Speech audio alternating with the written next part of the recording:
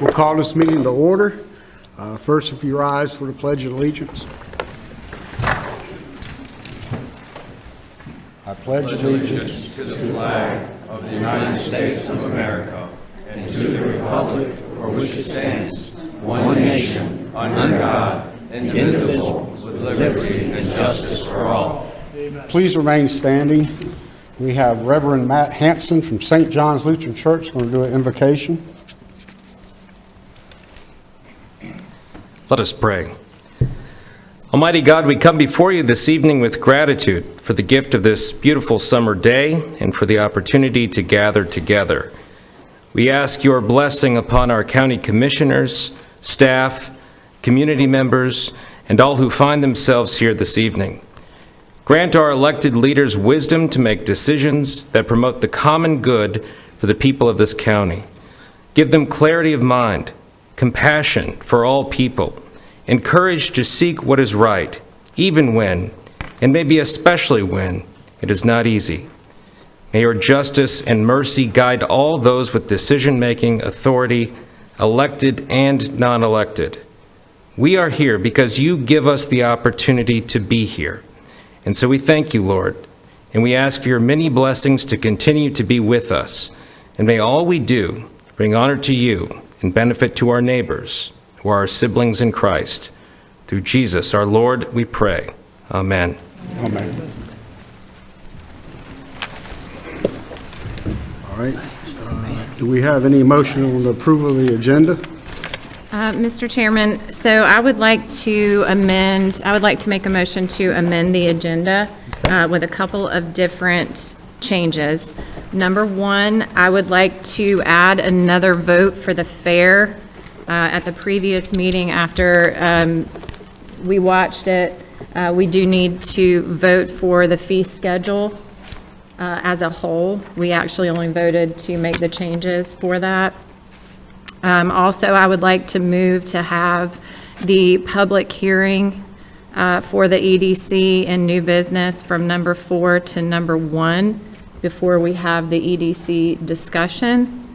And then I would also like to move the change in number 24, which is the tax refund discussion that is in the consent agenda number 24, and move that to new business as well.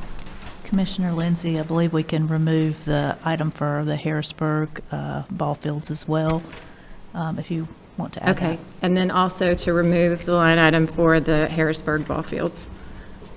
What line item is that? 3. And you want to move that to? Remove it, we've Just solved that. completely remove it Just as a whole. remove it. Okay. All right.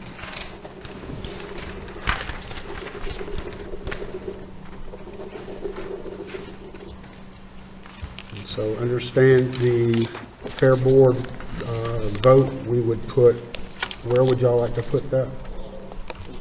Would we need to put that in new business? New business. Okay. We'll make that under new business. We'll just put that at the end, right after the refund and release report. Okay. Is there.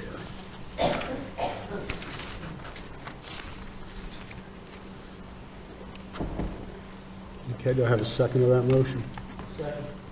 All in favor, say aye. Aye. Opposed? All right, it passes 5-0. All right. All right, now that the agenda's approved, we'll start with the recognitions and presentations. We have Tracy LeCompte. Did I say that right, Tracy? You did. Okay. I'm very bad with names, so. I blame my husband. Thank you, Mr. Chairman and Commissioners, for having me this evening. I actually have a few recognitions that we are going to talk about today. Today truly is a day of recognition. I spent yesterday and today in Raleigh with our 12 North Carolina 4-H Congress delegates under the leadership of our current 4-H agent, Molly Murray. And today we celebrated 10 of our 4-Hers who presented at our state presentations, and 8 of those actually placed in the top 3, with 5 of them earning gold at the state presentation level today in Raleigh. And while we were there, I actually had the privilege and honor of sleeping in the dorm rooms last night, which if you haven't done that lately, I highly recommend. And it definitely is a little bit different as a 40-year-old than it was as a 20-year-old. But it was totally worth it because our second recognition of today was for our NCSU intern, Cecilia Maxwell, who also was recognized in Raleigh today, and I left her there with the dorms and came home to my own house. But I'm singing a couple more in there. Because tonight we want to recognize one of our fabulous, now currently a retiree, and I'm also sneaking in another additional recognition.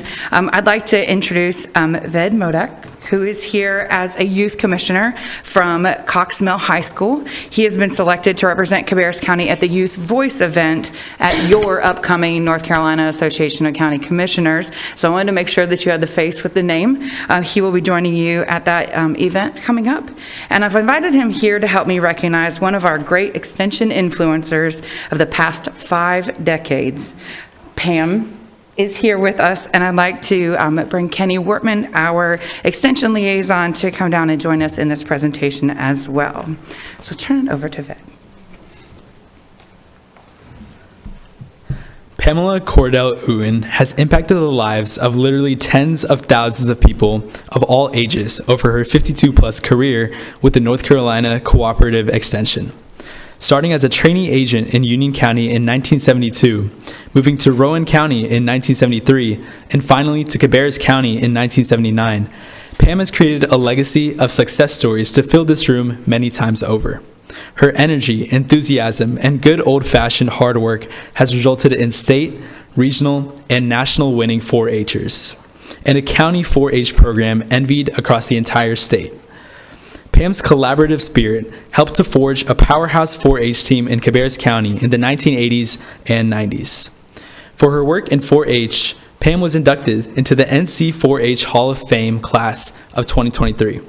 Thank you, Pam, for continuing to support the Cabarrus 4-H program. Thank you. And when she transitioned into 100% family consumer science work, Pam continued to provide outstanding food and nutrition programs and trained Extension and Community Association volunteers to extend that reach.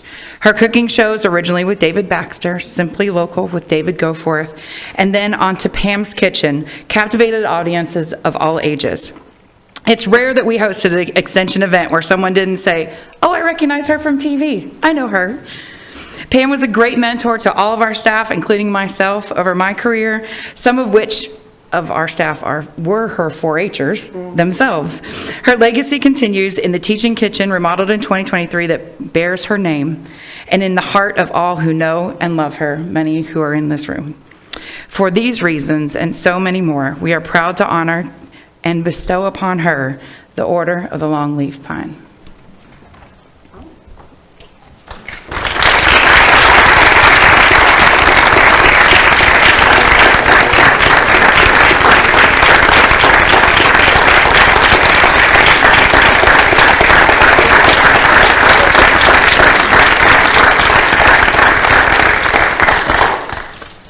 State of North Carolina, Josh Stein, Governor, reposing special confidence in the integrity, learning, and seal of Pamela Cordell-Ewin.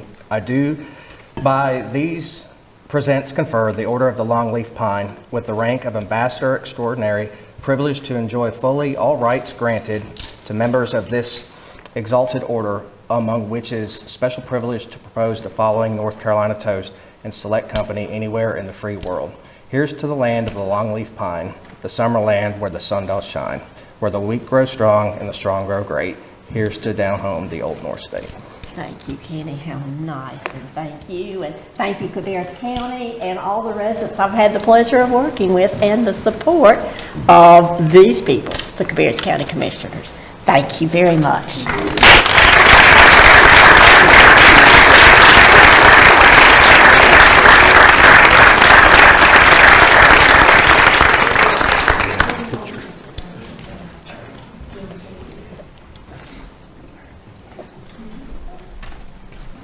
Thank you for your time.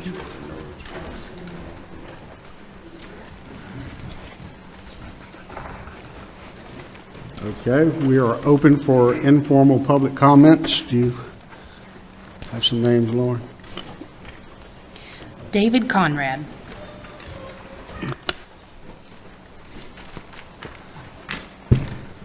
Good evening, Commissioners. I'm here tonight to raise concerns about the DSS upfit at the former ACN building and the contract with Messer Construction. While the overall project cost may appear reasonable for a renovation of this scale, a closer look at the cost drivers and contract terms reveals significant red flags.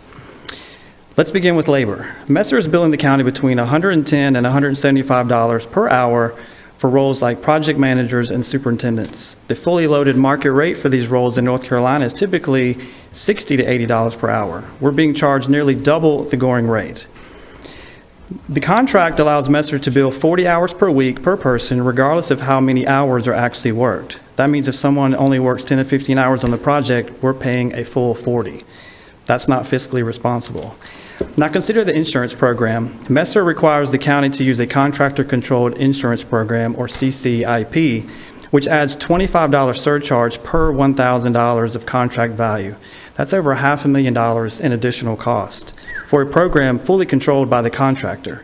Other counties use owner-controlled insurance programs or standard coverage that provide more transparency and value.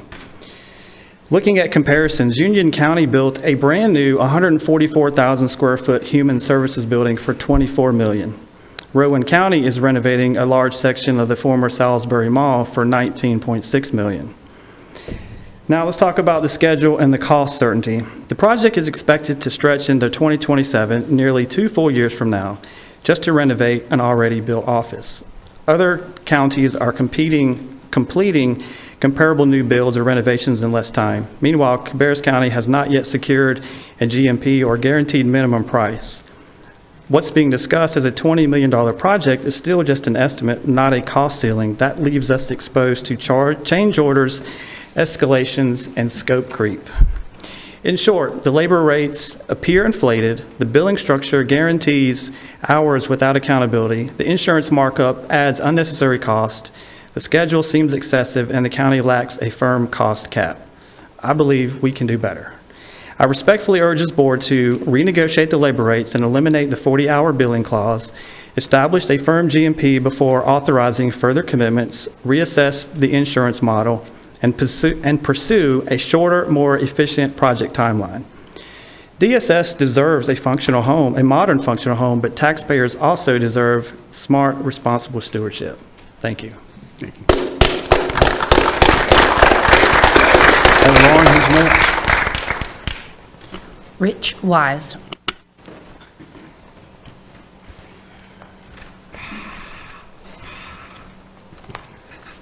Good evening, Commissioners. My name is Rich Wise. I'm a County Cabarrus taxpayer and also town councilman. I want to set the record straight about last month. Millan was talked about the water and sewer down there, so let's get it right. I want to correct the record about Millan. Millan entered a discussion with Concord many years ago to buy the utility system in Milland area when Brian Hyatt was city manager of Concord. At that time, Concord declined to let the town acquire the system because they had lost the Philip Morris plant. The town respected Concord's decision at that time. More recently, the town re-entered discussion to acquire the utility system with Concord's current city manager, Lloyd Payne. Midland and Concord worked together during the discussions. There was good cooperation and teamwork. We jointly hired a consultant called Raftelis to advise on the timing of the transfer. Raftelis determined it would be better for the utility rate payers to wait until the system had more customers. Raftelis will update the study in a few years once the customers have connected and hopefully the transfer can move forward. So this is to say that Millen has done the things right. We have been considerate of Concord's needs in the past, and we are currently looking at our utility rate payers who are also Cabarrus County taxpayers and voters. And now you have the facts. So I'm going to ask Lynn Shue if you're going to tell the story. Please tell it right. Don't be lying about what's going on. Thank you. Thank you. All right, Lauren, who's next? Jerry Anderson.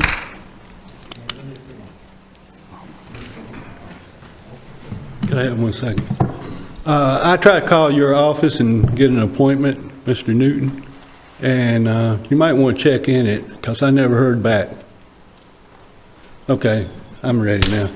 I'm up here, I'm a veteran, moved here, and asked for help for my child, federal helpless child, and the results was my grandchild was taken away. My daughter was emotionally manipulated, bad, abused, and she went through the court system. And I got a paper after the, and I asked for an investigation, and I got a paper back from the Cabarrus County government. Mike Down, former county manager, and 2 county attorneys did the investigation. They all gone now, and people want to know why they gone. Because they frauded me, saying they know that the VA benefit was just a benefit only. No, it was for the child's protection. It was a protection law in the United States Constitution, Article 6, Clause 2. Y'all up here supposed to be setting an example of laws for us, and you're breaking them. That's a constitutional crisis. This is serious. And y'all took a family and destroyed it. And I'm telling you right now, my daughter, she's 7 years. She was buried 7 years ago yesterday. And she's seeking justice, and my family's seeking justice. The VA benefit, this is a smoking gun right here. What all he told me is terrible. And I kept it. This right here was a classification that she was a helpless child with schiz. Y'all run her through the courts. The DSS prosecutor who was fighting my child for her child, they wanted that child so bad, didn't even tell the court.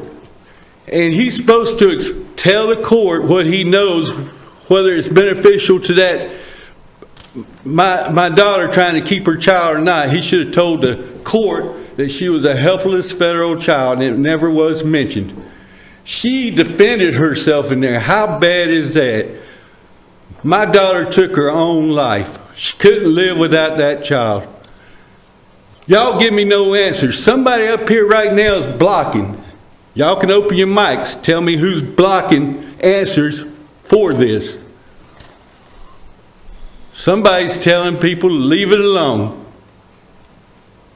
Any of y'all? Y'all know about it now. This is a constitutional crisis.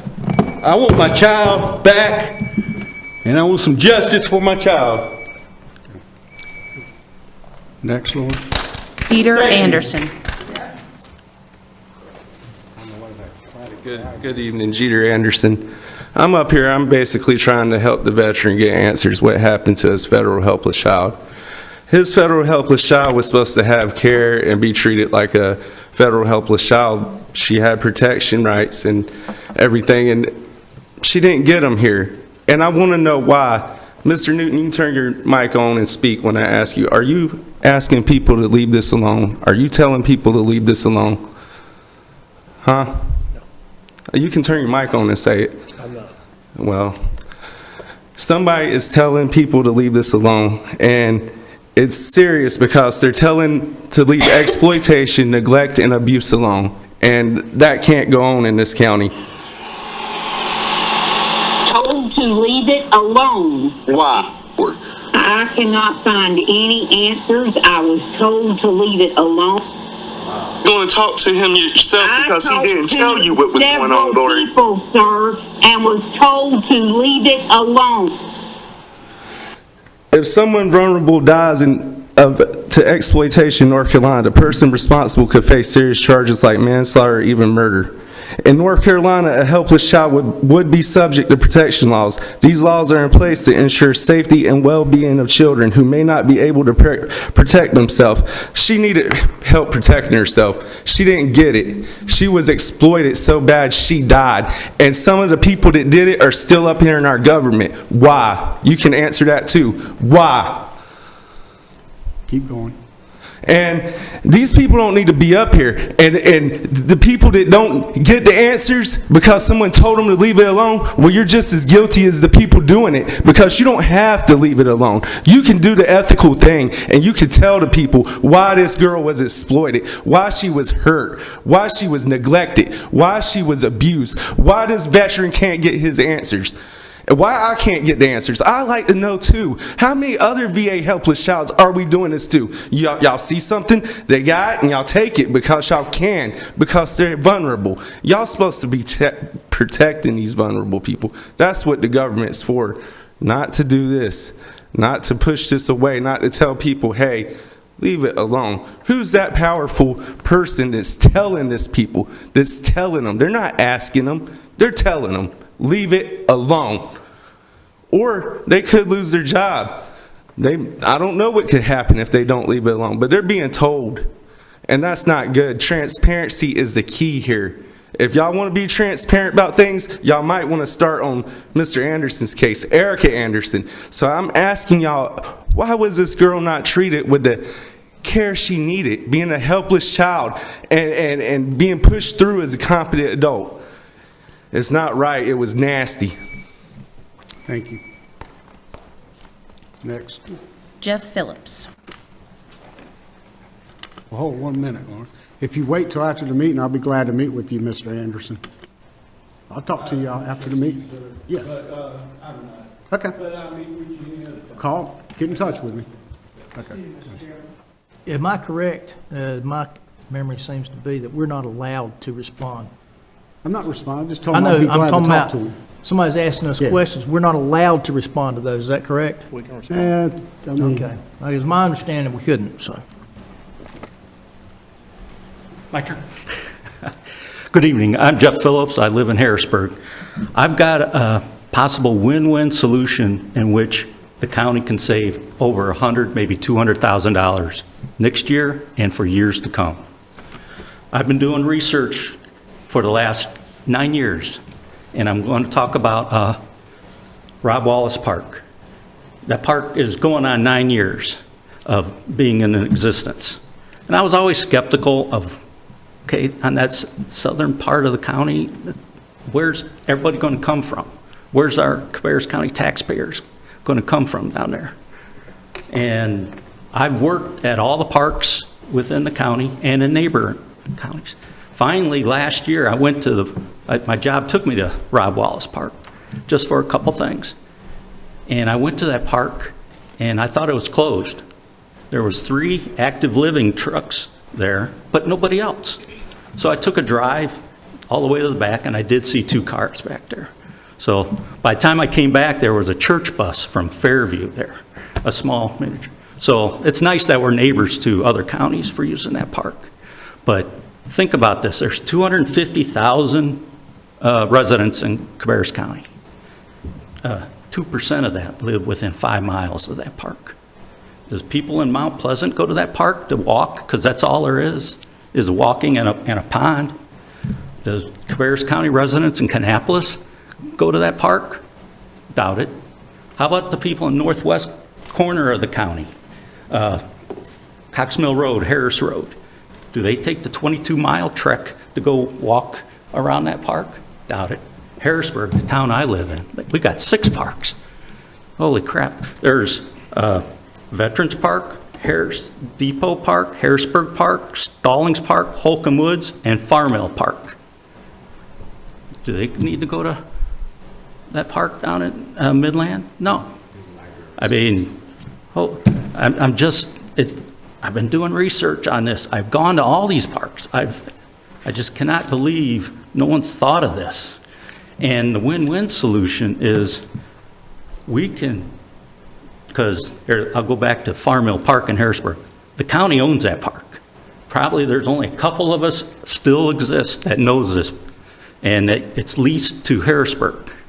I spoke to Harrisburg representatives last month, and they're going to be looking into that. So that lease is going to be coming up soon. Why can't we do that to the town of Midland and lease it to them?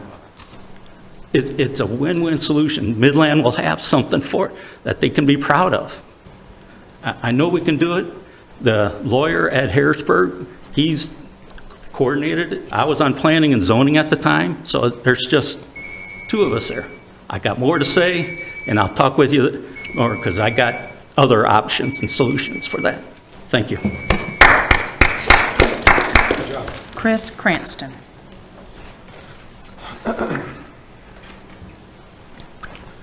Chairman Jeff Jones, respectfully, you seem utterly disconnected from the people's will. You disregard our voices, our thoughts, and worst of all, our votes. Can you not do that while I'm talking? That's so disrespectful, man. Start my time over. Chairman Jeff Jones, disrespectfully, you seem utterly disconnected from the people's will. You disregard our voices, our thoughts, and worst of all, our votes. 55,000 hard-earned votes versus one gifted to you. Laura and Larry battled the atheists in their lot for over a year to have the opportunity to steer our beloved county back towards family-focused priorities. The losers and their supporters have not humbled themselves to the will of the people. After their mentor, Steve Morris, lost his primary race, Lynn Shue, Kenny Wortman, and Runaway Steve squandered every penny of the largest tax increase in our 233-year history, leaving us millions in debt. Once Larry and Laura were actually seated, those remaining two refused to show up and started behaving like the spite-filled losers they have become, literally disrupting the county's business. Slideshow Kenny brags about his disruptive behavior. Let's award him 2 points for the transparency we desire. Jeff, you were presented with the proverbial baby, or we can call it the people's will. And not only did you willfully cut the baby in half, you crowned yourself king and danced on its grave. I'm not sure any of us have seen this large of an ego coupled with a lack of self-awareness since we were introduced to the men with the incompetence of Tim Walz. First time you waltzed in here in your life. You voted yourself boss man, absent next meeting because the new wannabe boss's priority is grease. No bother, the next trip in these chambers you did it again, but this time joining forces with one Republican that abandoned his party immediately after voted in, and another who pisses and moans, cannot fulfill his basic duty and only divides. They both happily helped you restrain the baby as you diced it up. Neither man willing to allow anything other than their own will to be done, and we the people have had enough of this tomfoolery. You may be uniting them and the Joneses household, but you have only supplanted the people's will for those who sent you. The price optimizing, maximum consumption, country club elites. And I don't fault them for wanting more money, influence, and power. I fault you for aiding and abetting them. I fault you for disregarding us citizens as peons and peasants who must pay in full or have our homes taken by force. I'll close by saying this. It's still not too late. You can start working with Larry and Laura rather than kicking her off committees she was waiting on as an alternate to be appointed. But you just had to give her and all of us that middle finger, putting back those who had been there for decades. No new ideas, no new perspectives or ways to save money on your watch. There will be no 5% cuts in any departments while you're boss. I want to be wrong. Show me how you can behave and vote like you do, pay new businesses to come, and not raise our taxes. Show us all, or simply understand what you are, who you are, and how you would be remembered. Another man set to supersede and trample the will of people of Cabarrus County. Wes Honeycutt. Yes, hilarious. All right, next. Wes Honeycutt. It's just hilarious.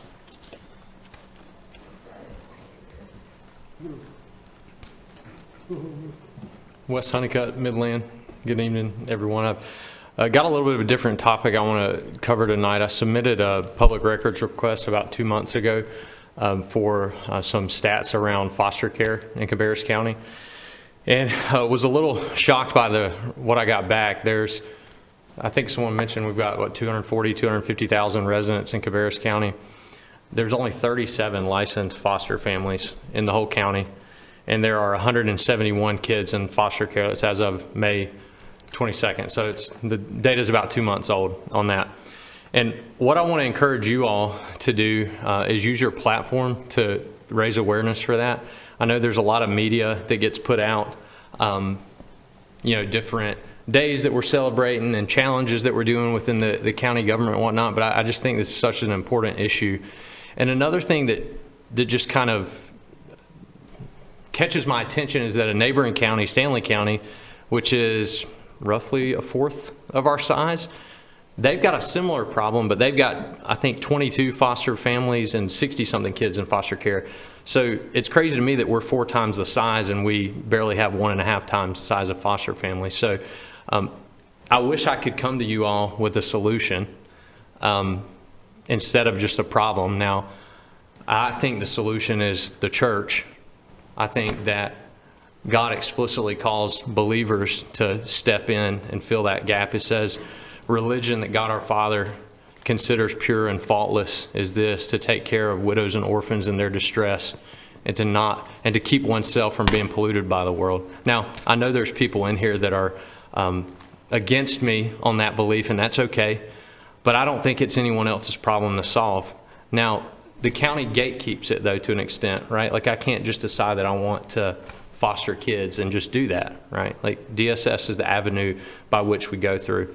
So what I want to encourage you all is to, whether it be through media pushes on social media, I get it, I'm not omniscient, that could already be happening. I just know I haven't personally seen it as much. So just want to encourage you all to use a voice. It's a huge need. I know that there's a lot of conflicting views on foster care in this county and whatnot, but I do know that there are legitimate needs, and there are kids' lives at stake. There are kids sleeping on the floor in DSS because there's nowhere to put them. I know of foster parents in this county that have had 9 kids at one time. I know of a single woman that has adopted 5 kids and at times is fostering several on her own. And I just think that we can do better as a county. And I want to, out of all the negativity and whatnot, I want to see, like, just sound the alarm, advocate, be a voice for the voiceless. Thank you. Thank you. Let me close the public comments. Next, I have a motion on the consent agenda as it's been amended. You got a second? All right, all in favor, say aye. Aye. Opposed? That passes 5-0. Then we move to new business. And we've moved the public hearing to number 1. So we will open the public hearing on economic development allocation, but let's do this. Let me bring something here. All right, pursuant to North Carolina General Statute 158-7.1, the county must conduct a separate public hearing for economic development appropriations. A funding plan is approved during the public hearing when each new economic incentive is approved, and another one is required for the county's annual appropriation for the contribution to Cabarrus County Economic Development Corporation. The public hearing for the annual appropriation was held on June 2nd, 2025.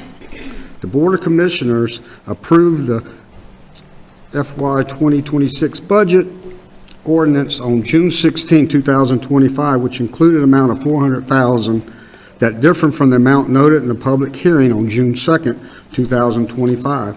Therefore, in order to use the funds appropriated in the 2026 budget ordinance, a supplemental public hearing is needed. So therefore, we are having that hearing now, and I open the floor. Lauren? Gotcha. We have Justin Moore.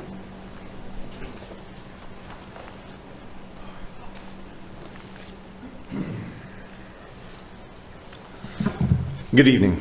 My name is Justin Moore. I'm a business owner and a longtime resident of Cabarrus County. Like others, I'm here to discuss the Cabarrus EDC and its impact on our community. There's a common misconception that economic development is just about offering tax breaks to major corporations. In reality, incentives make up only a small part of what the EDC handles. I'm not here to discuss EDC's impact on Wall Street. I'm here to discuss the impact of businesses from Main Street, its effects on small businesses and startups, the companies that form the backbone of our community. While recruiting prominent names receives a lot of attention, the EDC's role in supporting Cabarrus-born businesses is its most meaningful work. Through partnerships with the Cabarrus Center and the RCC Small Business Center, the EDC is actively investing in helping local citizens turn their ideas and dreams into viable businesses. Right in the heart of downtown Concord stands the Cabarrus Center.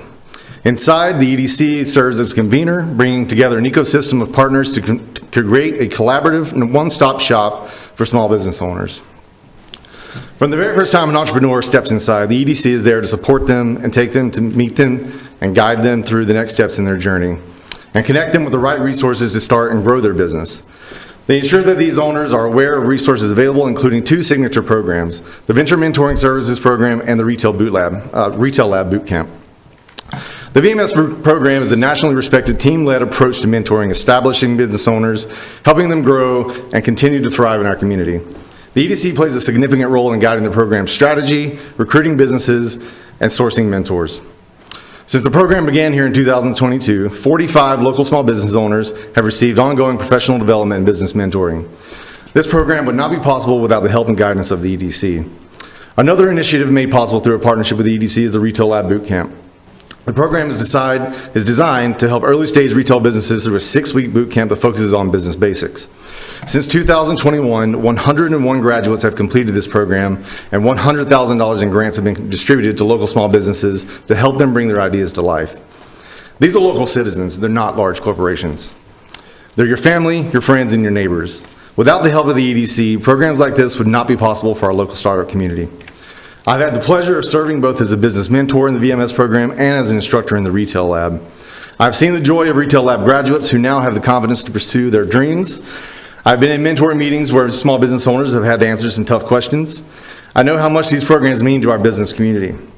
More importantly, I know these things would not be possible without the help of the EDC. These are the homegrown stories. A first-time entrepreneur trying to navigate city permitting, or a startup founder looking for funding or mentorship. For these people, the EDC provides clarity. Since its inception, the EDC has been at the center of our community's growth.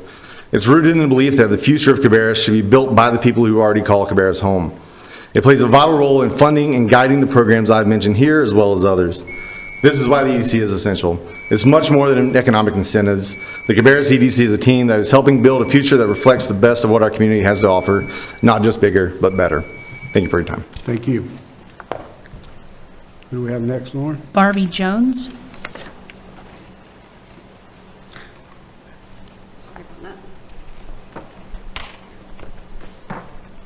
So good evening, Commissioners, Mr. Newton, Mr. Hall, Ms. Sifford, and Ms. Linker. I'm Barbie Jones, President and CEO of the Chamber Leading Business in Cabarrus, and I'm here tonight to thank you for your investment in the Cabarrus Economic Development Corporation. Tonight I want to talk about some of the important work the EDC does to help local small businesses grow here and the work they do for workforce development. Both of these areas are often overlooked when the EDC is discussed. Did you know that according to the U.S. Census Bureau, 72% of people will live and work within 25 miles from where they are born and raised? Within our 2 public school systems, we have around 40,000 students, so about 29,000 of those students will eventually become our local workforce.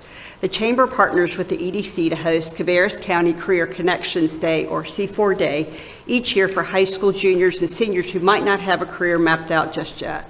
Local Cabarrus County businesses, RCCC, and Cabarrus College of Health Sciences host interactive booths for students to learn the vast array of careers available within their companies, advise how students can get engaged with them, and any additional education they may need to pursue those careers.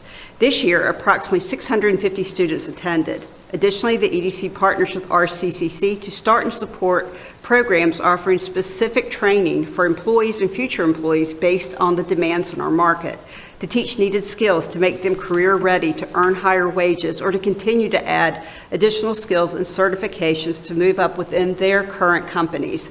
Through their Grow Cabarrus program, the EDC works with small businesses with 10 to 100 employees with $1 million to $50 million annual revenue to help them grow, providing research for strategic planning, analyses of strategy and market, innovation, temperament, and qualified sales leads, all information that would be very difficult and expensive to attain otherwise without the EDC's help. Through these tools, a business can make sound decisions about their growth, and as they grow, they're able to invest more and hire more here in Cabarrus County. Other ways the EDC helps our businesses in our community is by providing them with help in their searches for buildings, finding solutions if problems occur, and helping them with permitting questions or issues. These are only a few examples of the vital work the EDC does here. Also, they do this with a skeleton staff of 3 compared to others. Most EDCs across the state employ much larger teams and have achieved far fewer results. So on behalf of the Chamber, I would like to thank you for your wise and insightful investment. Thank you for the hard work you do every day on behalf of our citizens and for the opportunity to speak with you tonight. Thank you. Thank you. Who do we have next, Lauren? Rich Wise. Separate card. Yes, sir. Again, good evening, Commissioners. My name is Rich Wise. I'm a County Commissioner, County Cabarrus taxpayer and Midland Town Council. Larry mentioned at our last Town Council meeting there would be a separate public hearing on tax incentives.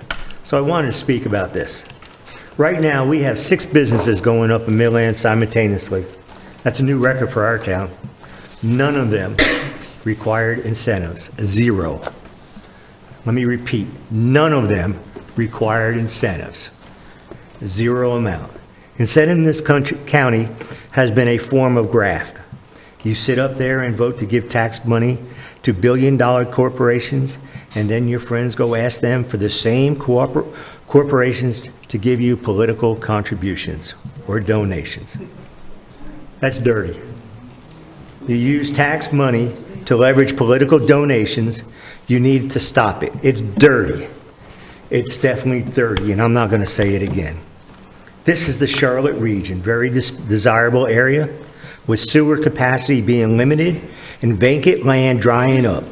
Businesses should be competing to come here. They should be paying us. You know, that's the way it should be. And I agree with a lot that Barbie has said. They do a lot. The EDC does a lot for us. But you get on the backside of it, and people start going to them and say, I need a donation to get reelected. That shouldn't happen. They should be totally separate. So as far as I'm concerned, the EDC should not get any money from the county. Our taxpayers pay enough. We should do this. If they want to do the EDC, then let them do it on their own. We don't need them here. We have enough businesses going up. We've given enough money away. $10 million in debt this year, and we're still giving money away. It's got to stop. Please. Thank you. Thank you. Nick Bicey.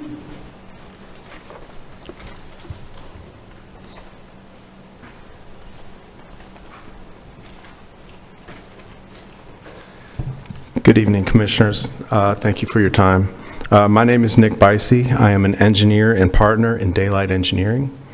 I am here to speak in support of funding the EDC. Daylight Engineering is a small civil engineering firm that formed just over 2 years ago.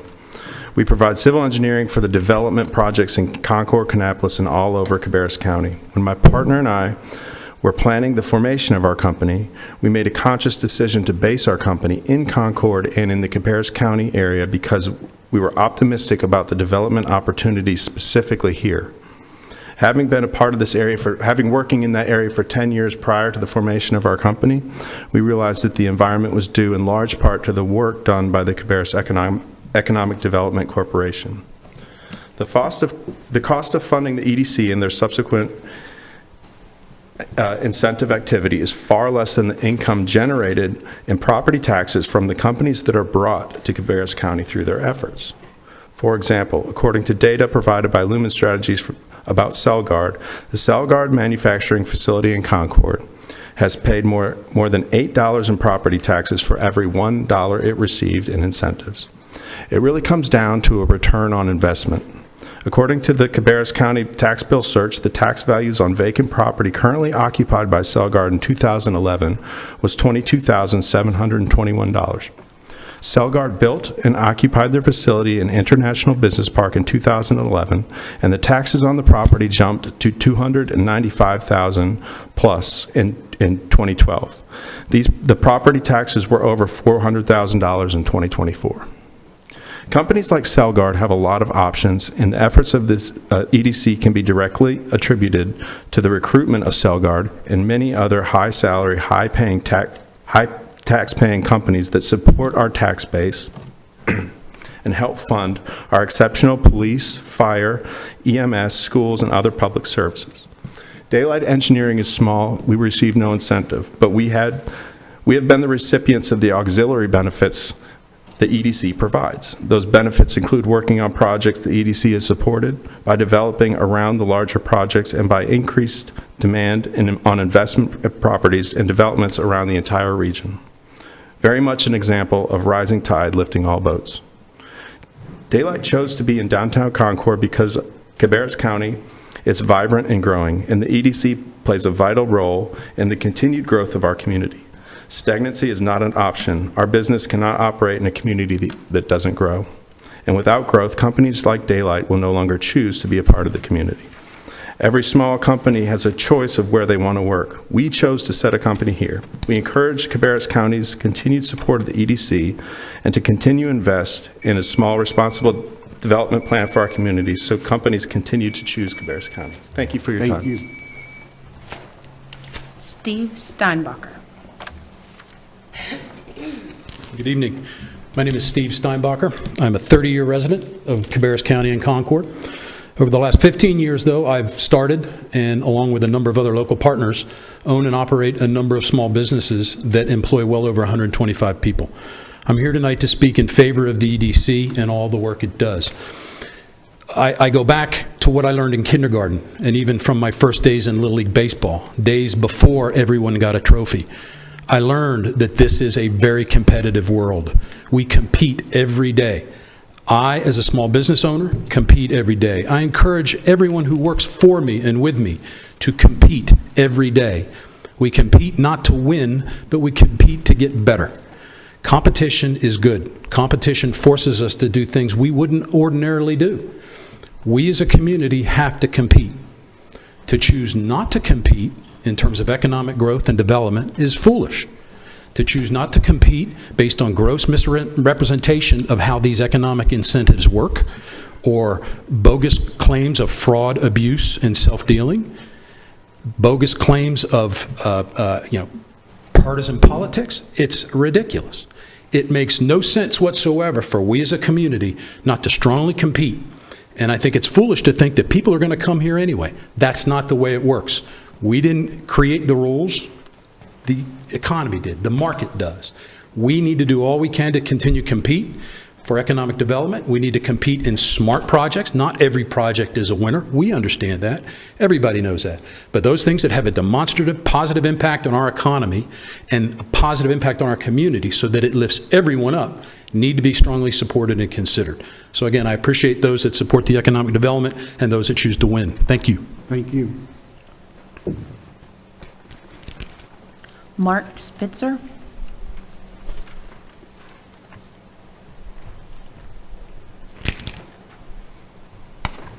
Thank you for the opportunity to address the Commission on this important matter. In 2025, it is clear that like death and taxes, growth is inevitable. Successfully managing that growth is a paramount responsibility for elected officials. For Cabarrus County, the facts are clear. Cabarrus County growth and well-being as a community exceeds that of most other counties throughout North Carolina. As an example, Cabarrus County median household income over the 5-year period from 2019 to 2023 was measured at just over $86,000, seventh highest in the state, in the state, 9.7% higher than the U.S. as a whole, and a significant 23% higher than the median household income for all of North Carolina. The Cabarrus County Commission has been the key to our success by supporting the Cabarrus County School District, the Rowan Cabarrus County Community College, the Cabarrus Health Alliance, and the Cabarrus County Economic Development Corporation. With the EDC at the recruitment helm, the combined value proposition and strength of these community institutions allow the EDC to make a solid case for recruiting stable companies with high-paying jobs into Cabarrus County. Companies like Hendricks Technical Solutions and the NASCAR Technical Center, to mention but a few. And yes, the ED's success in the competitive business recruitment marketplace means the recruitment effort must sometimes include tax incentives, just as is the case for virtually all communities across the state and the nation. These are not giveaways, but an important part of the competitive business recruitment environment. As such, they are standard recruitment tools. Importantly, they must be understood as investments that create fertile ground for the health and well-being of our local economy, the growth of our tax base, and especially the growth of high-paying jobs for our children and neighbors.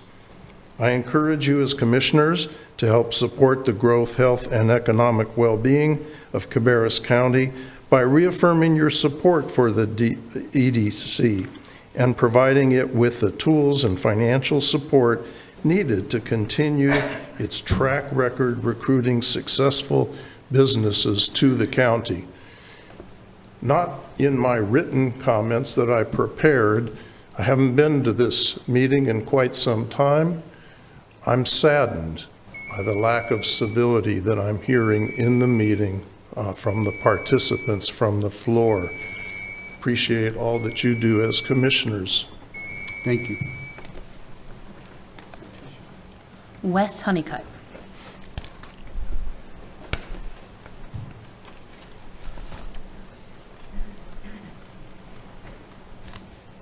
Hello again. I want to challenge a statement that I've commonly heard when it comes to the tax incentives for the EDC. I've heard it said that by cutting economic development, the only way to grow our tax base is to add more homes, and that simply is not true. That implies businesses would not locate to Cabarrus County if not for tax incentives. I've asked multiple pro-incentive people if they think that a county such as Anson County, which is roughly 40 miles from here, could have landed Eli Lilly with a 99% tax incentive. And all have given me some flavor of no way. Because of the distance from major cities, distribution hubs, workforce constraints, etc. That alone tells you that tax incentives are not the primary driver of what brings a business to a county. Don't take my word for it. You all should check out Timothy Bartik's 2018 Upjohn Institute study. Timothy Bartik's 2018 Upjohn Institute study. Based on decades of research, he concluded that 75 to 90% of economic development incentives are largely unnecessary, and businesses would have likely located or expanded without them. Companies prioritize long-term profitability driven by workforce, infrastructure, and market access rather than tax subsidies. It's why nearby counties, such as Anson, couldn't land a business like Eli Lilly with a 99% tax incentive. Now, are they the deciding factor in drawing some businesses here? Sure, it may tip the scale occasionally. But my opinion is that incentives are much more about politicians boasting of being pro-business and to have some catchy statistic about job creation to send out on political mailers. It's the one thing that you all can hold on to and claim you're doing something, when the reality is that you're primarily benefiting from the prime location of Cabarrus County and its proximity to Charlotte. Hence, why you couldn't drop your same tax incentive program 40 miles from here and have the same success that you take credit for. Taking tax incentives off the table doesn't mean that Cabarrus County is closed for business, as I've heard some say. That's a tacky fear-mongering technique. It just means Cabarrus is closed for this legalized quid pro quo relationship I've seen for years, where companies getting tax incentives are making campaign contributions to those who gave them those incentives. Thank you.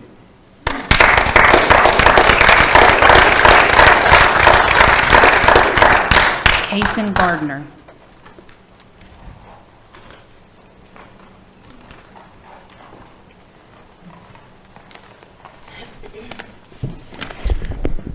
Hello, my name is Kason Gardner. I'm a lifelong Cabarrus County resident. I've been involved in local government since middle school and served as a member of the Youth Commission while I was in high school for all 4 years.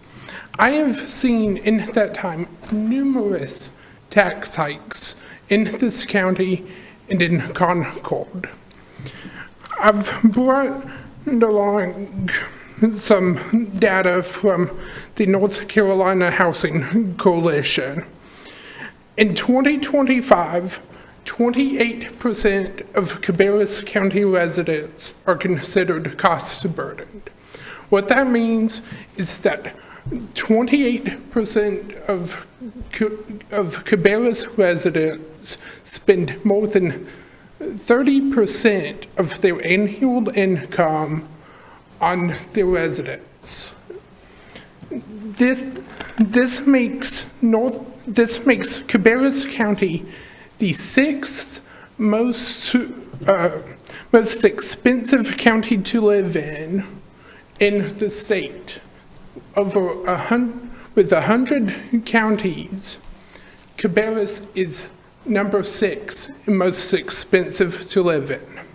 51% of renters will have difficulty affording their houses this year, while 19% of homeowners will have difficulty affording their homes.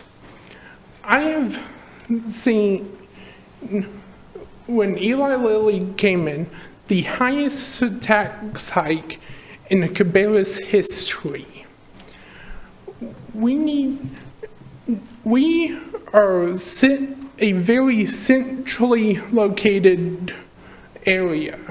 Businesses will come here regardless because of our proximity to Charlotte and other vast economic areas. I highly urge you to decrease, at the very least, the funding to the EDC, alleviate the high tax burden on Cabarrus County residents. There's no reason why so many families should be taxed out of their homes. Thank you. Thank you.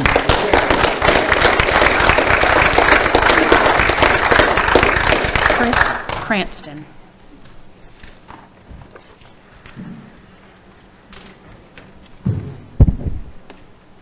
The Economic Development Committee is an unelected group making deals based on their feelings and relationships. These vague, out-of-date, out-of-touch parameters set in 2008 are not working out for the individual taxpayer. Capitalism should be our economic policy. Free and fair trade, coupled with equal playing field for all in a God-fearing community. That's our lure. The attraction is a statewide phenomenon. In fact, you'll have to look far and wide to find a county that didn't grow in North Carolina. You can't find a single county that didn't grow in North Carolina. So some people are losing their money if they put their money where their mouth is. Whereas, I decree no longer shall we the people accept EDC staff going to work for the companies they just enriched. They gave away so much they got hired. You can't make it up. It was Jeff Jones who pointed out this EDC and its guidelines have not changed since 2008, a time of economic crisis. Keeping that status quo, or the minuscule difference of 80-20, not only ignores our reality, it's disrespectful to every taxpayer. Cabarrus County has been left in debt, refusing to roll back spending at any and all levels. Our schools in needs of tens of millions in repairs and new builds in the hundreds of millions. Needs that cannot be ignored. Can you lovers of growth, money, and economics please give the rest of us a minute to let infrastructure catch up? Can we please ebb spending and slow the growth to a natural rate without selling out? What have we got to lose? Taxes are going up regardless. Do not doubt me. If I was getting a hand up, I'm sure I would be supportive as well. I understand why some want this. I learned in kindergarten business owners have to take advantage where and when they can, including taking tax dollars. No one is mad, just pointing it out. Who the losers are and who the winners are. Family development and focusing on treating those that are already here better. That we need to hold, can we get a committee for family development? If we do Kenny, you give us 5%. If we do that, in 320 years, we'll get to zero. You're going to give us 5% every, 20 years, 16 years? So in 2,355, we'll finally have companies paying zero. I mean, this is not going to sustain it. The numbers are just, you guys just got to stop this. Like, this is not the system. We're just working our way into socialism. Let's get some more middlemen. Let's get some more regulations. Let's get some more vague innuendos where people just can make deals like, oh, I like this guy. This guy's my brother-in-law. Nothing's going to be said. It's all cool, man. It's all cool. They got the parameters. If you guys say 85, it's 85. If you say it's 90, they're going to take 90. I would like to see you charge 120% to come in and work next to these companies that have been here paying in full their whole time. Like, that's how far the pendulum is going to swing. You guys keep doing this. You keep doing it. We keep sending people in to change it, and you keep shoving it back in our faces. We're going to win sooner or later. So please, not 5%. You go to 50. Show us something, because it should be zero.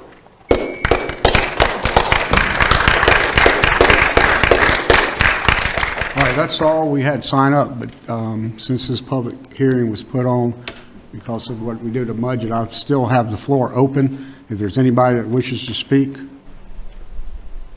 I can go again. All right, no new speakers. All right, public hearing is closed. All right, let's move on to the next item. Next is the Economic Development Grant Policy.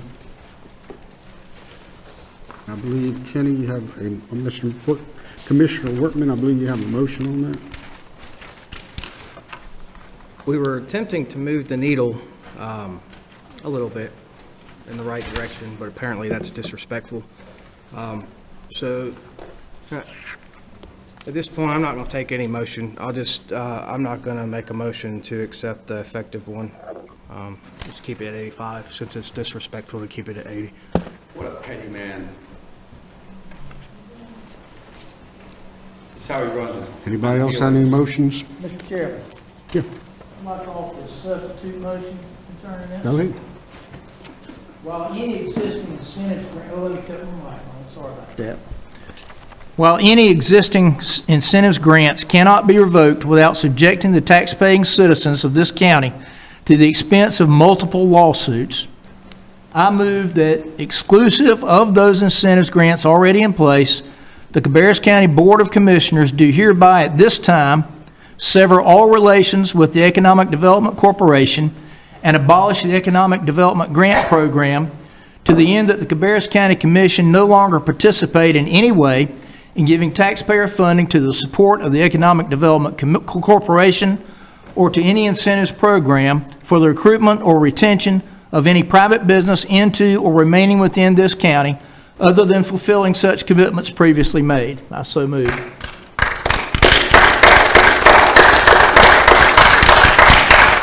For a second, I'll second. any discussion? Mr. Chairman. All in favor, say aye. All opposed? I was going to discuss, Opposed? sir, I was going to discuss the motion. Yeah, we heard what you had to say. But you asked discussion. You haven't heard what I was All going right, to go say. ahead. Discuss. Discussing it. Okay. It's been the habit of this commission up to this point not to ask the tax-paying average citizen about doing this stuff. But without you asking, the majority of the voters last year told you what they think about it. Otherwise, I wouldn't be here.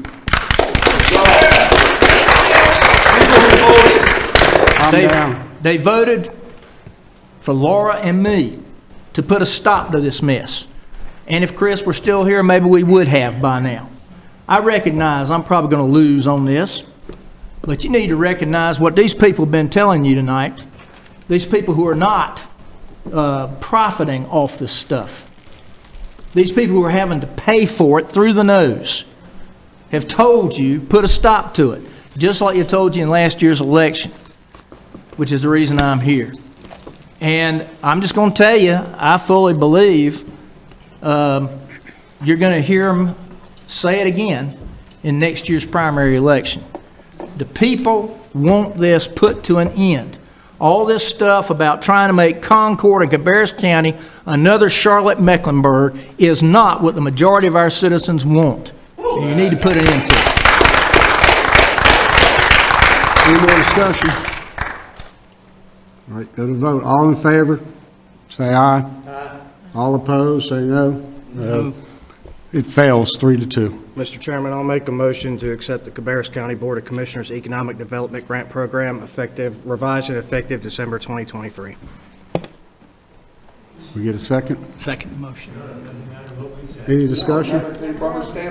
So I would like to, in the vein of us coming to a compromise, which it doesn't sound like we're going to be able to do in this moment because everybody's being ridiculously angry right now about this, but I digress.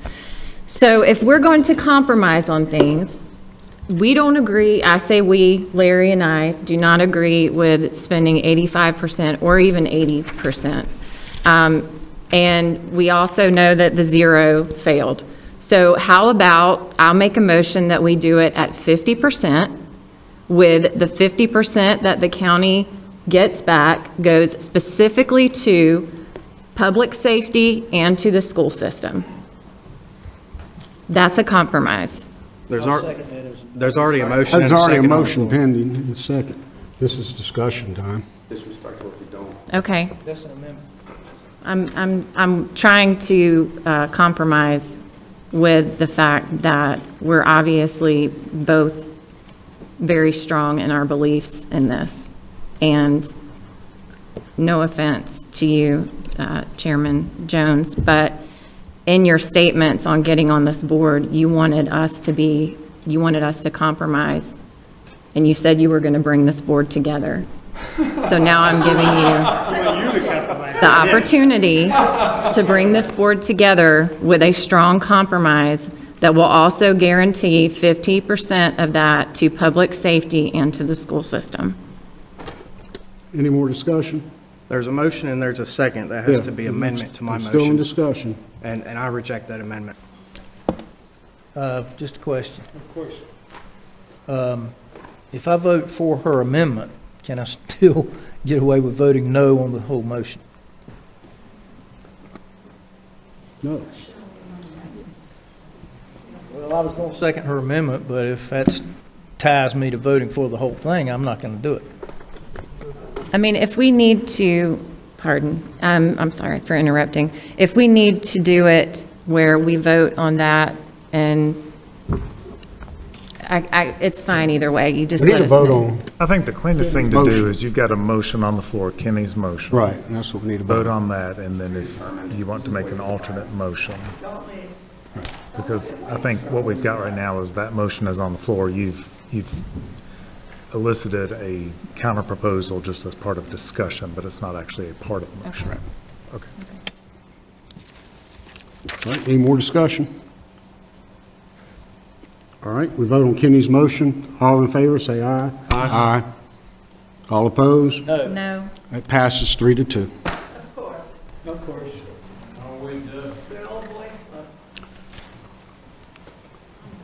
All right, the next item is is the voting delegate designation for the NCACC 100th level annual conference. Let's go. 287. She's coming up.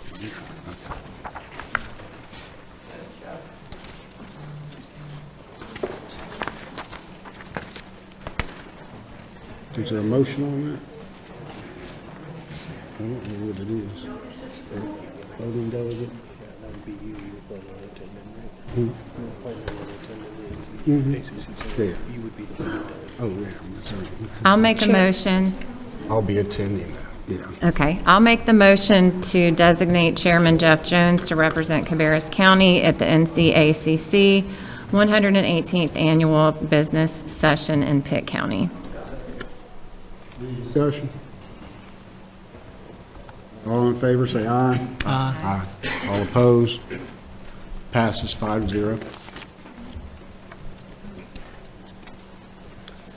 All right, that one was removed. All right. Next, we'll discuss the lobbying firm. That's to keep the lobbyists. I believe, Laura, you have a motion on that? I do, yes, sir. I would like to make a motion to continue month-to-month provision of the Holloway Group contract until the regular meeting in October with the Board of Commission. I have a second. Any discussion? I do want to add that I'm fine to do this motion for October. My guess is we'll probably have to bring this back up again in October if the legislators don't have a budget passed by then, which doesn't sound like it's very optimistic at this point, but. Mr. Chairman? Yeah. I'd just like to say that I served with Brian Holloway in the State House. I consider him an honorable man with integrity. And if he proves me wrong, you can whip me, okay? I'm fine. All right, no further discussion? All in favor, say aye. Aye. All opposed? No. I didn't. I'm okay with them. Okay, so it's 4-1. All right, it passes 4-1.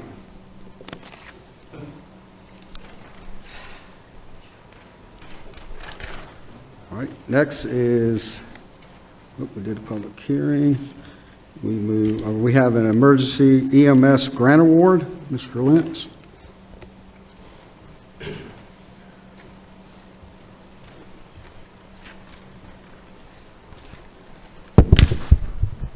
Good evening, Chairman and Commissioners. Come before you tonight about a new treatment that Cabarrus County EMS and pre-hospital EMS in general is gaining popularity in the civilian world. It's been popular in the military for many years, and over the last, say, 3 to 4 years, it's been gaining some momentum in the civilian market, being real blood delivery in traumatic patients in the pre-hospital setting. I think there's about 13 or 14 counties now in North Carolina that are already doing it. We have been looking at it for some 12 to a year and a half, and one of the big parts of this is having support of the local hospital and local blood bank. And obviously we've got a fantastic relation with Atrium Cabarrus, and that has been certainly good. We were not to a point when we planned our budget in December and in January for FY26 that we felt like we needed to add funding to support this program yet. It was still very much in its infancy and in the planning stages. To our surprise, on a Friday in May, we got a call that the blood bank had figured all the logistics out of it and were in total support of it. Obviously, it'll take some interaction with them because there will be some swapping of the product out to not have any expiring in an ambulance or whatever, so it'll be utilized, and the support of the blood bank is crucial.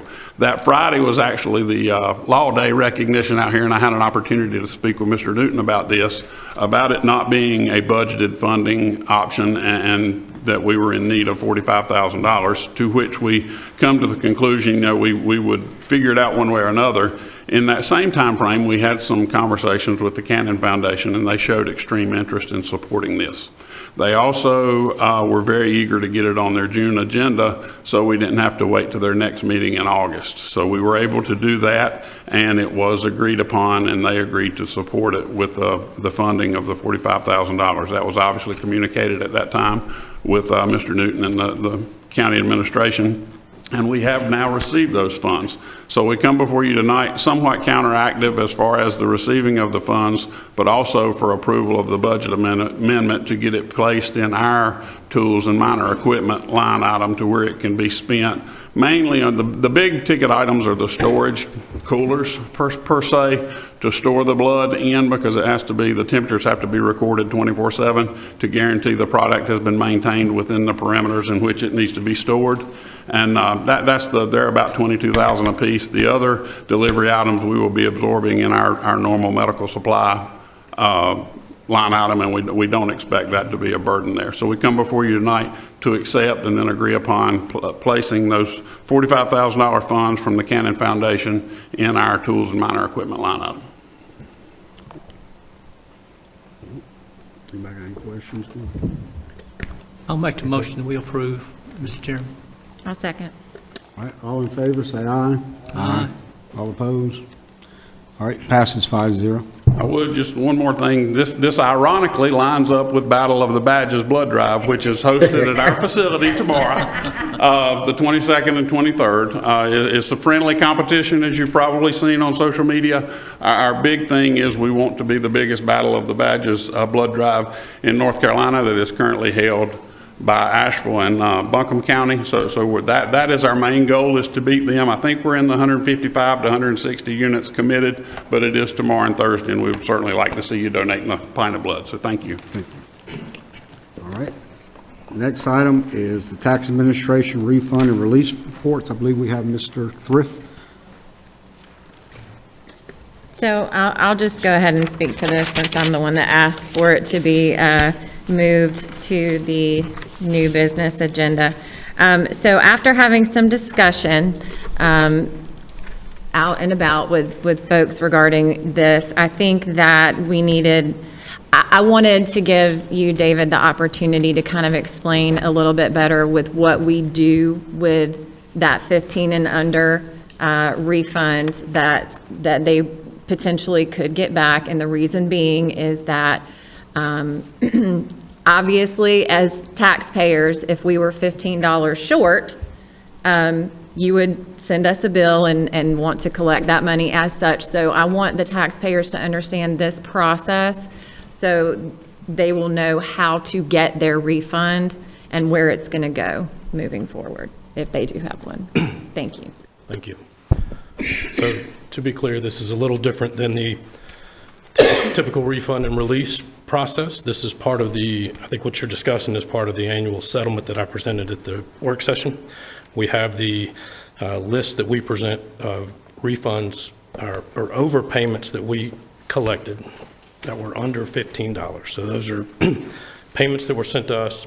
The tax bill that was paid upon was an amount that caused an overage of the payment. So we have an amount that's less than $15, and we have decided, for the purpose of efficiency and cost savings, to take advantage of the statute and the law that allows us to hold those refunds as opposed to trying to identify the taxpayer or the payer of that opportunity, send them a check and make contact. So we hold those funds for the period of a year.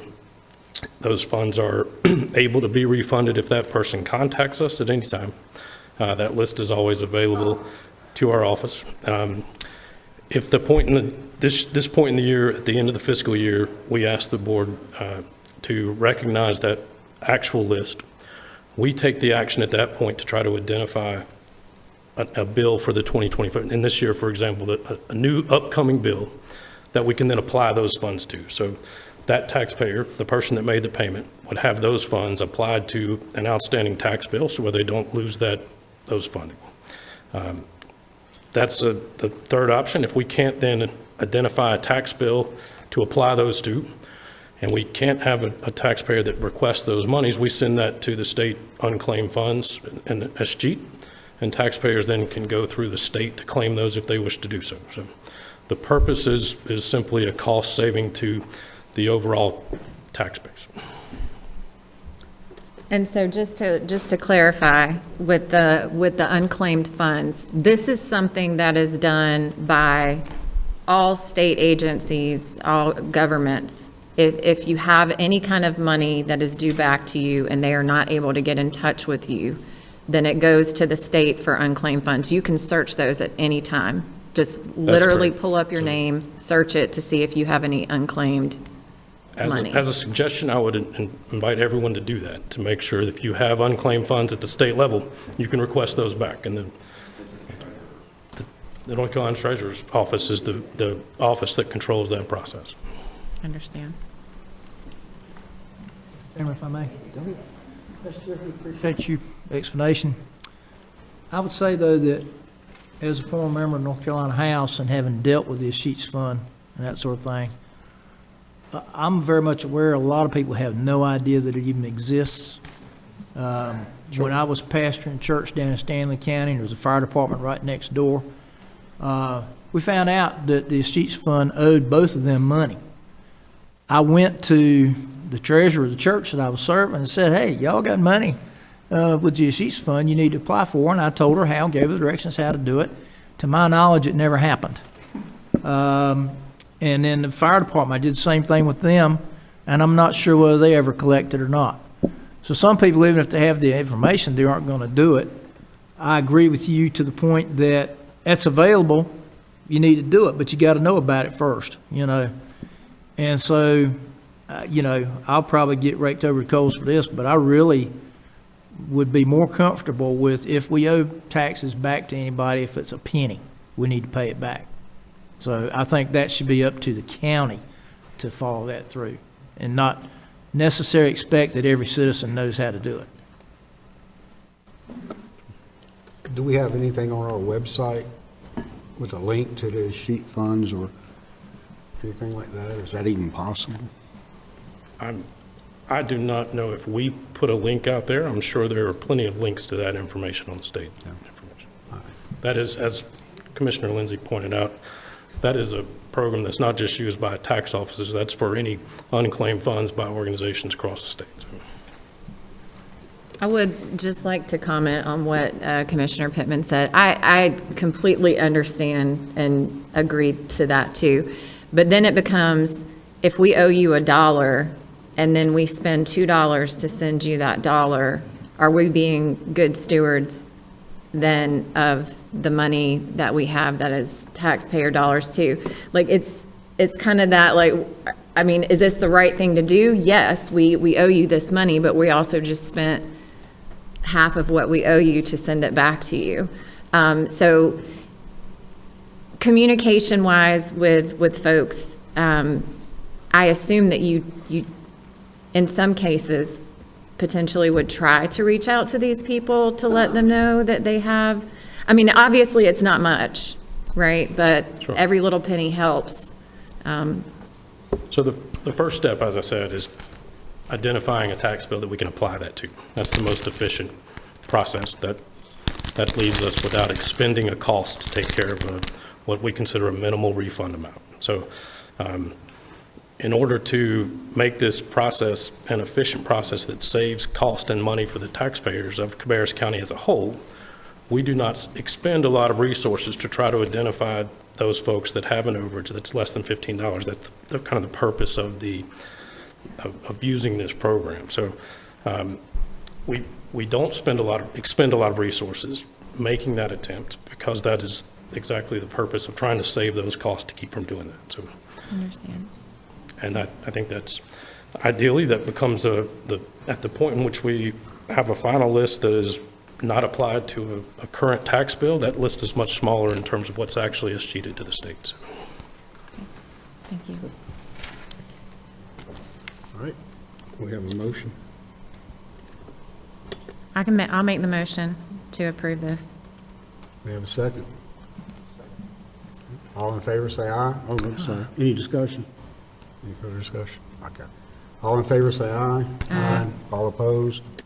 Passes 5-0. Thank you. All right, next on the agenda is our fair fee, approval of the fair fee. Fair Board brought in a fee request for us to approve the fee. We had this vote, but it was technically unsound, and we need to redo this, so if I have any motions. Mr. Chairman, since we approved my amendment, which was a compromise between $6 for veterans and $0 for county employees to being $3 for each, we approved that amendment, but we didn't take the final vote. I moved that we take the final vote on the motion as amended. I'll second. Any discussion? I just want to clarify what you're saying, Commissioner Pittman. When we voted last week, because Mr. Shanley asked us to suspend the rules and vote, normally, you know, on issues like this, we put it off until the general meeting. So it gives the commissioners time and the community time to raise questions or whatever. And if you remember, Mr. Chairman, after the meeting last week, I called you and I told you that I felt like that we made a bad decision there because we're penalizing the employees, all 1,400 employees, for however many few veterans will actually attend the fair. And what I want to do is I want to see us give the employees back that benefit of getting into the fair any day, as well as the veterans any day. I don't want anybody penalized, and I think that we're penalizing, we're giving one to the other, and the end result's the same. So I don't know if this would be an amendment to your motion, Commissioner Pittman, but that's the way I wanted it. 100% for the veterans, 100% for the county employees. Mr. Chairman, what actually happened was that I tried to equalize it to 0 and 0, and the board did not go for that. So I made it $3 and $3 instead of the veterans having to pay $6 when the county employees are paying nothing. We approved that as an amendment, and my motion now is to go ahead and take the vote on the motion as amended, which we did not do 2 weeks ago. We can take a vote on that, and if it doesn't pass, we can go to another vote or motion.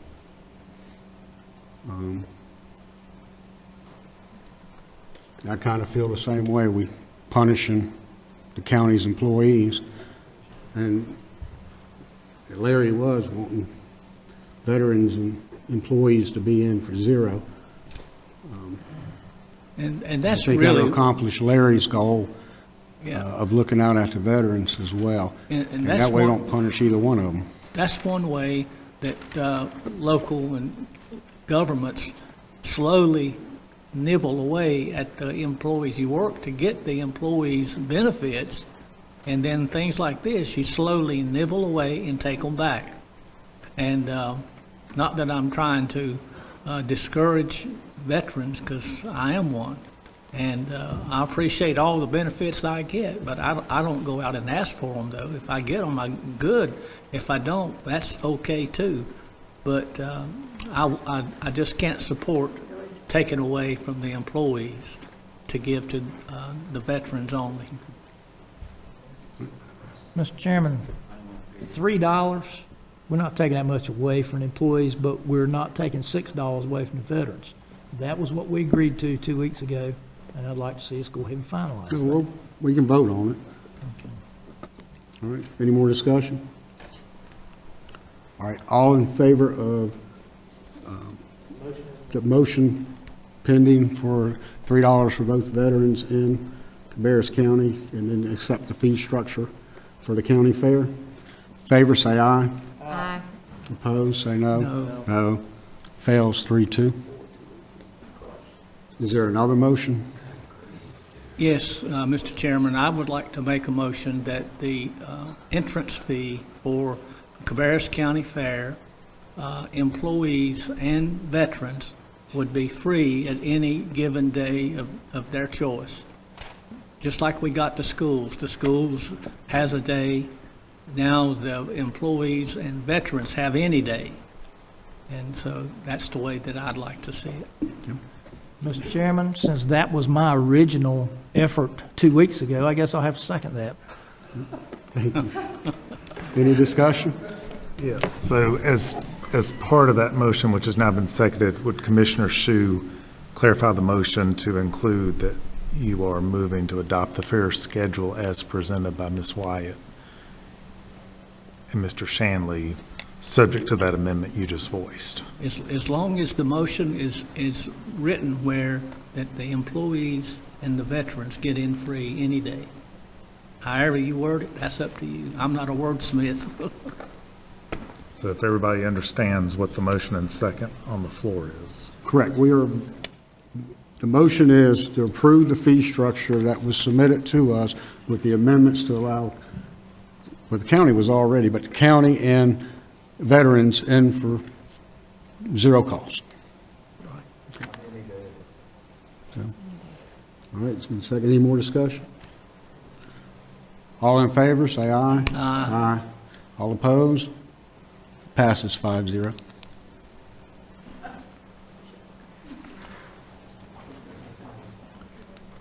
All right, next is board appointments.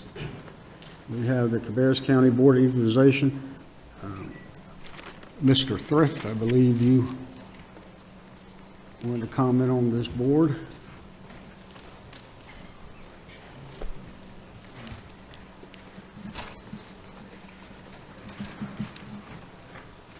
So, thank you, Chairman Jones. We had some discussion at the work session a couple weeks ago around the board appointment policy and the length of service limitations that, as it relates to the Board of Equalization Review, the two appointments that I've presented that are in question here. So I've had some time to further consider that since then and wanted to provide a few thoughts. So I certainly understand the concern of wanting to limit appointment terms for boards and committees.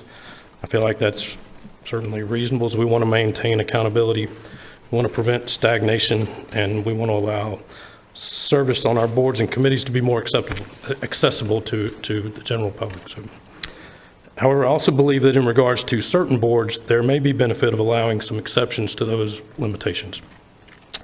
So in the case of the Board of Equalization Review, there's a number of factors I would ask you to consider. One is the knowledge and understanding that comes from having served on that board, and that is also needed to successfully serve on that board. Property tax appeals involve complex legal, financial, and procedural nuances. Our longer-serving members have developed a deep familiarity with local property market trends, the valuation methods that are used, and the state tax laws that guide our actions. That institutional knowledge and experience also provides for fairness and accuracy in our tax appeals. So those members are aware of previous precedents that have been set that offer consistency in an approach in resolving those disputes. And that consistency and accuracy in the outcomes of those cases is important in building just general trust in our program and our tax base.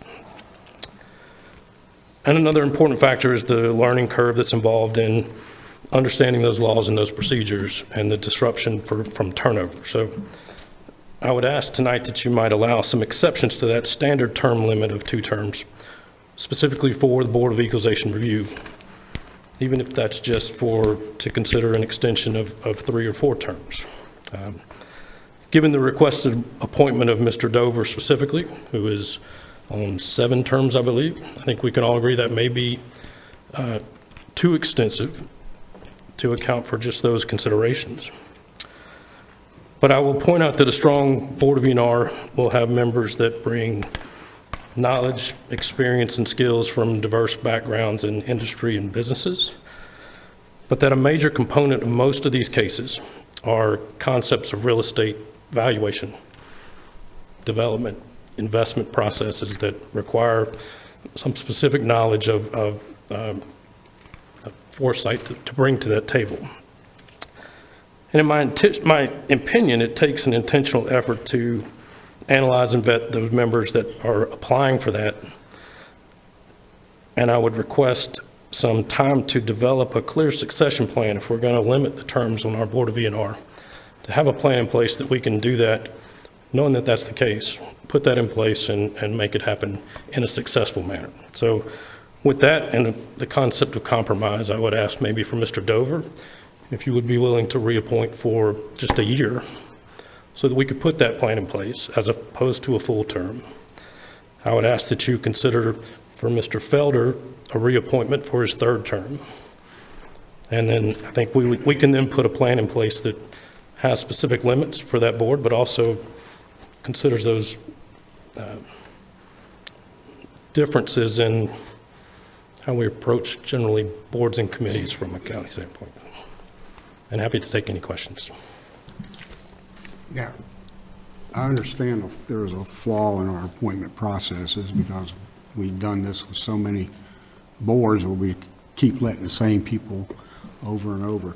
So to give you what you're asking for tonight, definitely need to see a plan, and the plan needs to be a long-term plan that we can establish, so we won't have issues anymore if somebody's serving more terms than we really should allow. Sure.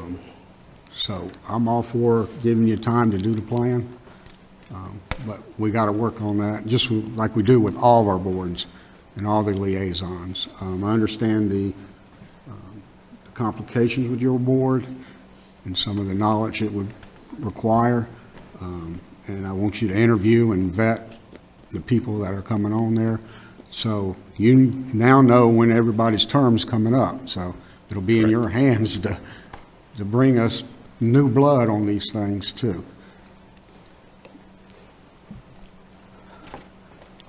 So I just want to say I appreciate you coming and explaining this to us, because not being aware of how all of these boards operate, it's important for us to be able to understand that, to be able to make decisions regarding these.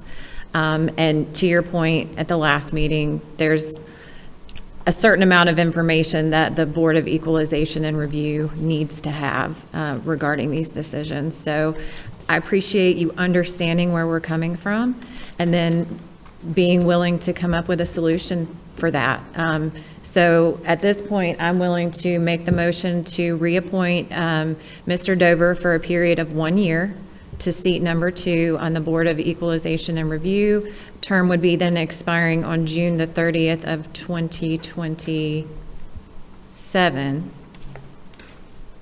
and then include any necessary exceptions to the appointment policy.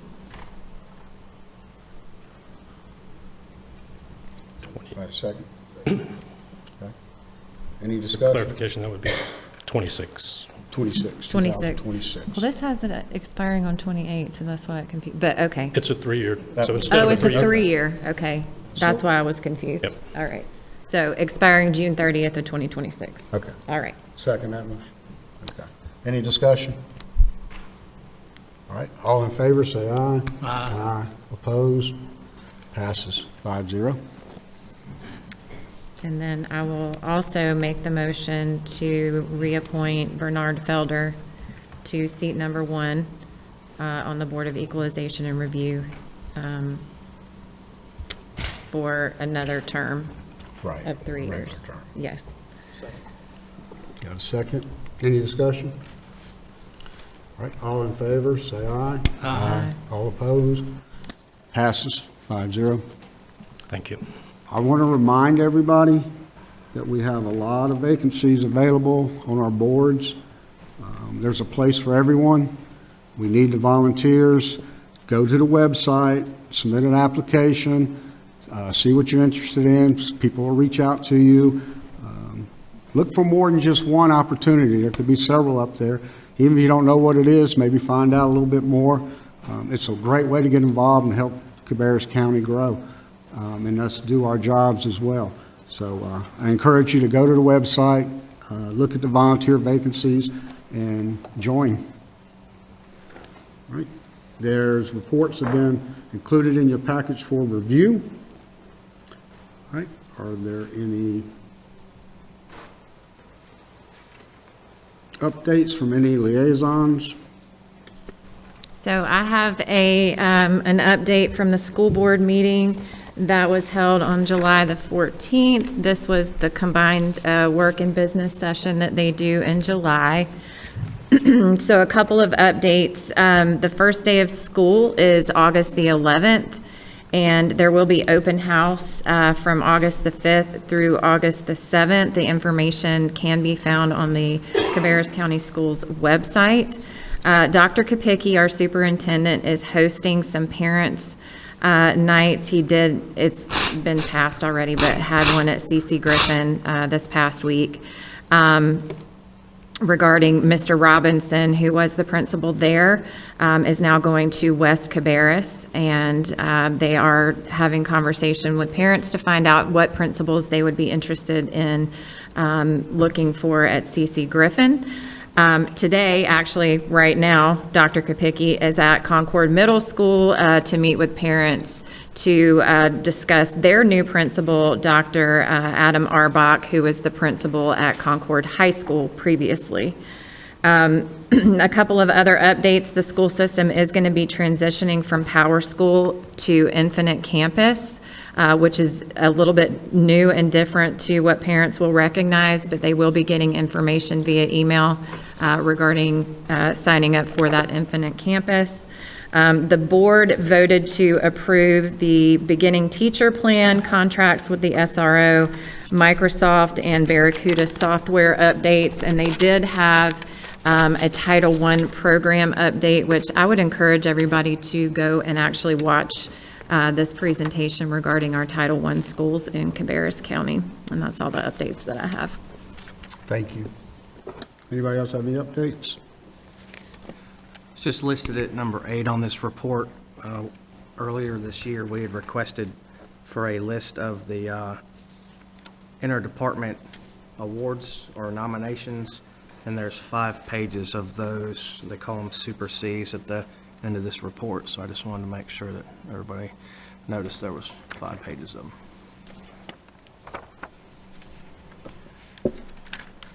Mr. Chairman, I don't have really much of a report because, quite frankly, I was so concentrating on what we did do tonight that I forgot to bring my notebook.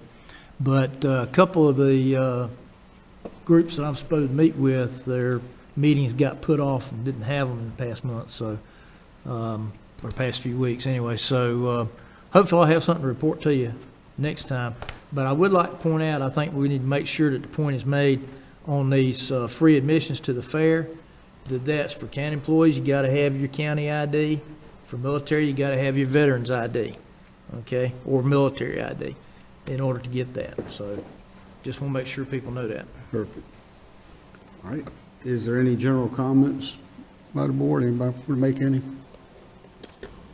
So, as usual, I have my animal shelter video, and tonight I hope you were able to meet Betty. Yes. This is actually the first time that I've actually been able to have the dog here that is going to be in the video tonight. So, here's our shelter video for this month.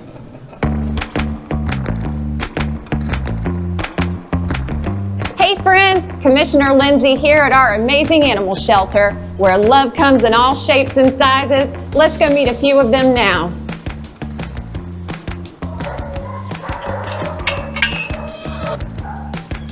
Oh. This is Betty, but as I like to call her, Betty White, and she's not a golden girl. She's young. At only 10 months old, she's a ball of energy and looking for a family that is active and can play with her outside.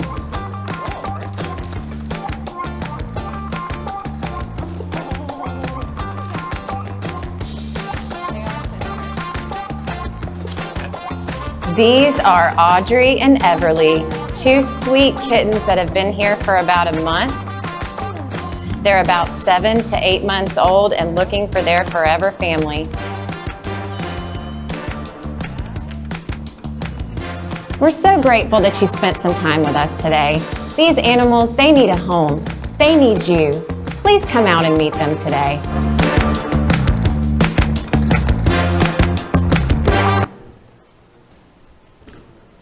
Anything else? No, that's it. Anybody else have any comments? All right. Guess we need a motion to go into closed session pursuant to General Statutes 143-318.11A3. Any motion? So moved. Second. Second. All right. Any discussion? All in favor, say aye. Aye. All opposed? Pass 4-0. We will be in closed session.